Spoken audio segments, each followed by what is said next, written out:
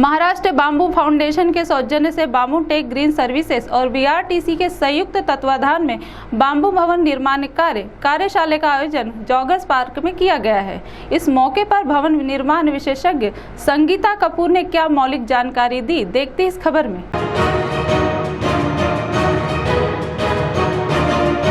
Maharashtra bamboo promotion foundation की सौजन्य से बाम्बू टेक ग्रीन सर्विसेज और बीआरटीसी के संयुक्त तत्वाधान में बाम्बू भवन निर्माण कार्यशाला का आयोजन जॉगर्स पार्क में किया गया। बीआरटीसी परिसर में आयोजित इस 12 दिवसीय कार्यशाला को विशेष मार्गदर्शन करने के लिए कोलकाता की जानी मानी भवन निर्माण विशेषज्ञ संगीता कपूर का अहम योगदान मिला है, जिससे एक बाम्बू हट का निर्माण किया गया है। बाम्बू से भवन निर्माण एक प्राचीन भारतीय कला है और आदिवासी जनजाति इसमें माहिर रही है। समय के साथ जब ग्लोबल वार्मिंग और तमाम ऐसे पर्यावरणीय समस्याएं तथा प्राकृतिक आपदाओं की चिंता सताने लगी है, तब इस पारंपरिक बाम्बू निर्माण कार्य की जरूरत उभर कर आ रही है। यही वजह है कि अब सारी दुनिया बांस से बने प्राकृतिक भवनों की ओर मुड़ रही है। समय के साथ इसका पारंपरिक काम करने वाले कम हुए हैं। बीच के समय में सीमेंट कंक्रीट का अनावश्यक बढ़ा हुआ महत्व और उसी अनुपात में बड़ी महंगाई ने आम लोगों के घरों के सपनों को धूमिल कर दिया। ऐसे में सस्ते और टिकाऊ बांस के सुंदर घरों की कीमत बढ़ गई। समय की जरूरत को देखते हुए बांस भवन निर्माण कारीगर तैयार हो, गरीबों को आसानी से घर मिले,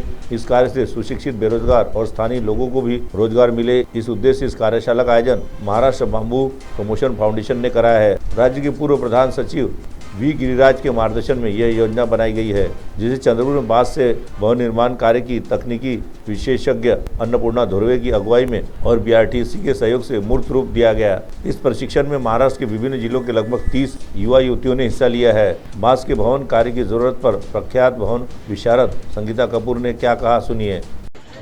ये जो आजकल हम क्लाइमेट क्राइसिस देख रहे हैं, ग्लोबल वार्मिंग देख रहे हैं, इसमें बैम्बू ही एक ऐसी चीज़ है जो हाउसिंग का जो क्राइसिस है उसको इको फ्रेंडली और नेट ज़ीरो तरीके से उसको ठीक कर सकती है। तो यहाँ पे आपके जो लोकल अब गवर्नमेंट से बैम्बू उगाए जा रहे हैं इतना, उसके बाद जब ये 3 साल के बाद कटना शुरू होंगे तो ये जो इसकी खेती आ रही है, ये हम हाउसिंग के क्राइसिस को सॉल्व करने के लिए बहुत आराम से यूज़ कर सकते हैं। ये एक हस्तकला है जो प्राचीन काल से चली आ रही है, जैसे अभी आपने कहा। तो जब ये हमारे पूर्वज यूज़ करते थे, वो कोई आर्किटेक्ट या कोई इंजीनियर के पास नहीं जाते थे। बट आज जो हमारे क्राइसिस हो रहे हैं, जो तूफ़ान आ रहे हैं, फ्लड्स हो रहे हैं और दुनिया भर के जो ग्लोबल वार्मिंग की वजह से हमारे को फेस करना पड़ रहा है, उसमें ये बैम्बू का जो योगदान है ये बहुत इम्पॉर्टेंट है।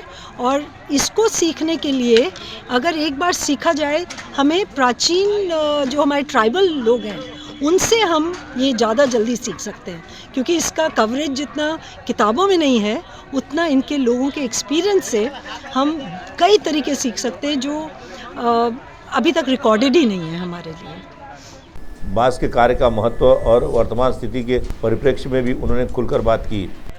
देखिए, बैम्बू इसलिए महंगा कॉस्ट हो रहा है क्योंकि हम लोगों ने जो ये नेचुरल मटेरियल है इसको हमने रिजॉर्ट्स में और बड़े बड़े होटल्स में उसमें यूज़ करना शुरू कर दिया। तो उतना परफेक्शन हमें चाहिए।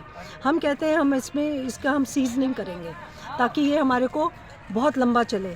हम इससे तो जब हम बैम्बू को सीजन करके उसका ट्रीटमेंट करते हैं तो जो एक बैम्बू के कलम की कॉस्ट है वो नियरली डबल हो जाती है, इसलिए इसकी कॉस्ट बढ़ती जा रही है। दूसरा, हम मशीन बहुत यूज़ कर रहे हैं, हर एक चीज़ के लिए मशीन यूज़ कर रहे हैं। अगर हम हाथ के काम से हम इसको आगे लेते हैं तो कल के टाइम में इसकी कॉस्ट डाउन ही आएगी। मगर अभी लोगों को इसका सही तरीके से इस्तेमाल नहीं मालूम है कि इसको हमें मिट्टी से ऊपर रखना चाहिए, धूप पानी और उससे बचा के रखना चाहिए। तो ये अगर हम इनको थोड़ा सिखा देते हैं नई टेक्निक के हिसाब से, और ये इनका जो ट्रेडिशनल विजडम है उसको ज्वाइन कर देते हैं। चाहे कितनी भी मशीन या रोबोट आए, लेकिन हाथ की कारीगरी का महत्व कम नहीं कर सकते।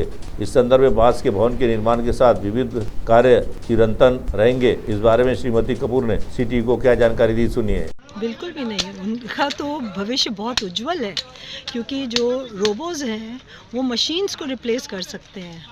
बट हस्तकला में जो माहिर हैं लोग, उसको तो रोबो नहीं रिप्लेस कर पाएंगे ना। और ये ऐसी चीज़ है कि नेचुरल चीज़ है ये,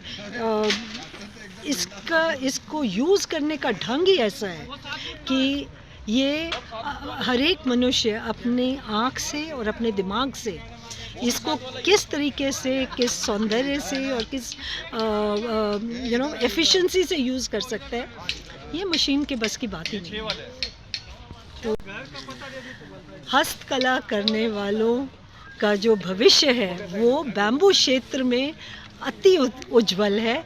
और मैं तो सोचती हूँ कि इससे बढ़ के और कोई चीज़ नहीं हो सकती कि अगर ये लोग बैम्बू से प्यार करें और इसको अपना के इसको आगे लेके जाएं।